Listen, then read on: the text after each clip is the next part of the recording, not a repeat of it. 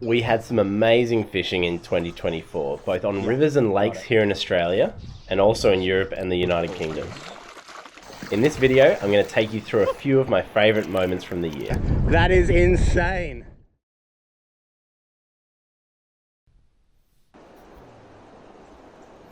I remember this very, very clearly. There were some fish rising in this seam coming off the willows there, and I'd caught a couple, and then I just see this big brown laying quite tight to the bank up there.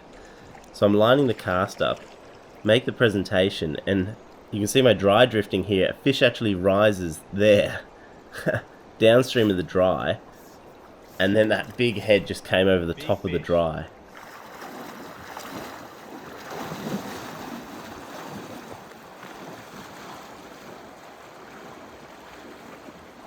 Hardest thing I remember fighting here is I'm trying to go with the fish, because it's quite a small dry and I'm on 8x tippet, so you can only pull so hard.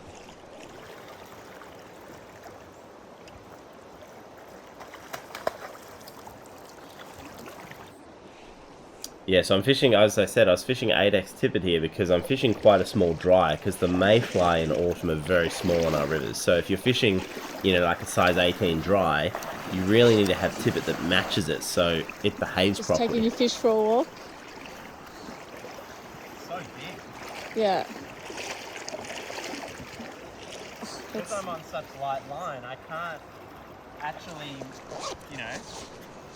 Yeah, I'm saying I can't move the fish because I'm fishing such light line. I'll either break it or more likely actually pull the small hook out of the fish there. And I remember this was actually really hard to land the fish because you'll see with the hook position, it's actually in the lower jaw when I landed. So I couldn't actually get the fish's head up because it had such a big head and the dry was in the bottom jaw. I finally got it.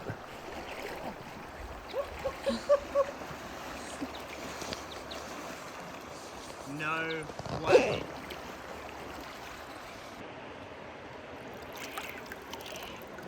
How is that for a northeast Victorian brown trout on the dry flies sight fish? So amazing, so amazing.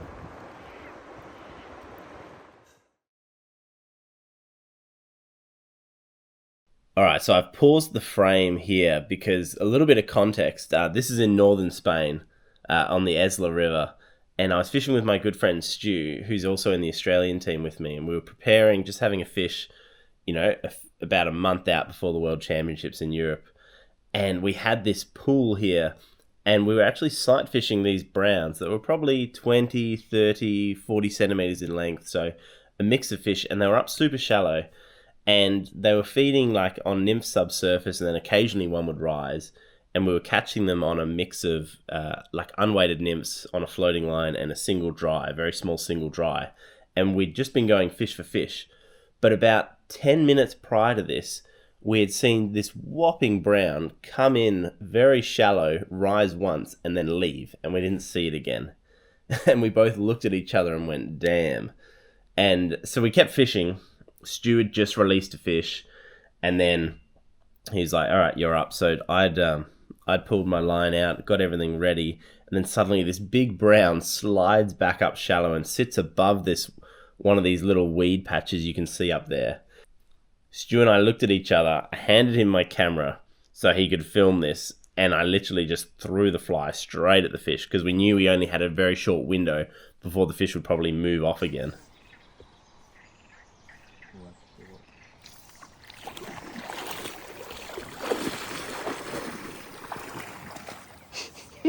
Such a big fish. I'm actually just trying to get on top of the fish because there's so much like weed in the river here. For real. Now we're on the reel, under control. I was fishing, this was like a size 18 Pyrenees split wing. So again, small dry. I was on 8x tippet because the fish in Spain are some of the hardest fish you'll ever fish to in the world.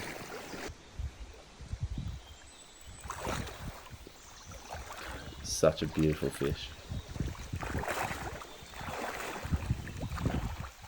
Very similar tailwater, this one, to the Goulburn here in Victoria, but just only browns. and just so much insect life. You can see the insects actually in the frame here, mixed in with a little bit of pollen falling from the poplars.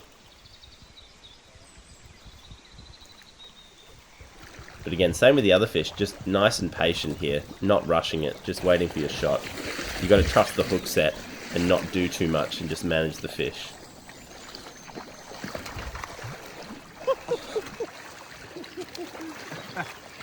Giant.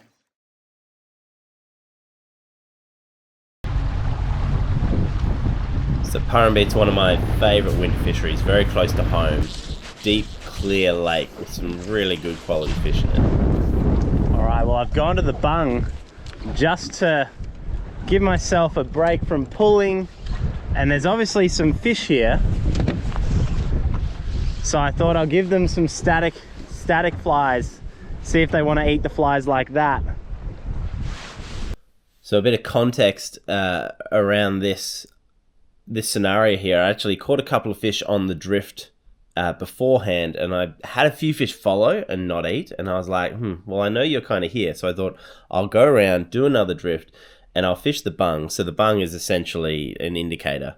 And I'd only been back in Australia for about a week. I'd been over in Europe. I'd just had the World Fly Fishing Championships in France, and then I spent a bit of time fishing with a friend in Scotland, and we fished a bit of the bung, and I had a whole bunch of, all these cool new flies from the UK competition scene that I really wanted to try, and I was like, this is the perfect time to just throw them out, leave them static, and see if these fish actually eat them. So I caught my 2 fish down through here, so they're obviously here. We'll show them something different, then I'm going to have a look somewhere else in the lake. But I want to fish this spot now before too much wind blows in here, and sometimes it gets dirty here, so I want to make sure I get the most out of it while it's clear. But I'm hoping that, a tiger or a brown or a rainbow just is cruising here, sees these, picks them up and just swims off with them.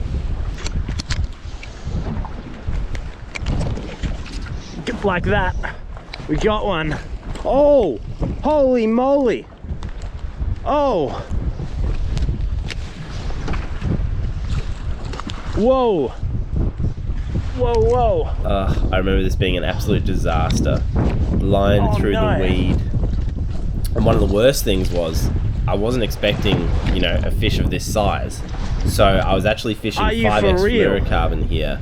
Are you for real? This fish is enormous. When I do fish the bung, I like to have, light tippets. My flies sink to depth really quickly. There's very little resistance. You have a really good connection between your indicator, your bung, and your flies.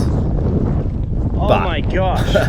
Obviously, if you were fishing for a fish like this, you just would not want to be on that line with all of these giant weed beds and weed plumes around. But I really don't actually know how I landed it. It was very, very lucky. Holy moly.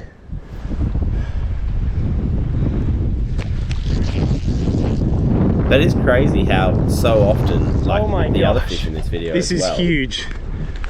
These big fish pop up when you're fishing light line, even when, you don't want to be on light line for this scenario. It's amazing how often that, the chance presents itself when you happen to be fishing lighter.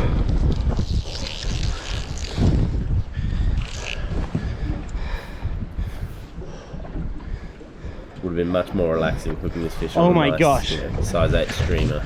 Oh my gosh, this thing. Rather than a size 16 nymph.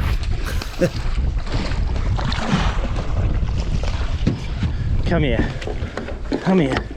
It's almost getting too big for the net. Got it. Oh, are you for real? Oh my gosh. Oh my gosh. Look at this fish. Pretty relieved. I don't normally say it like that. That brown under the bung, that is insane. Well, I hope you enjoyed hearing me talk through my favourite moments of 2024. I hope you all have a fantastic holidays, and I look forward to seeing you in the new year.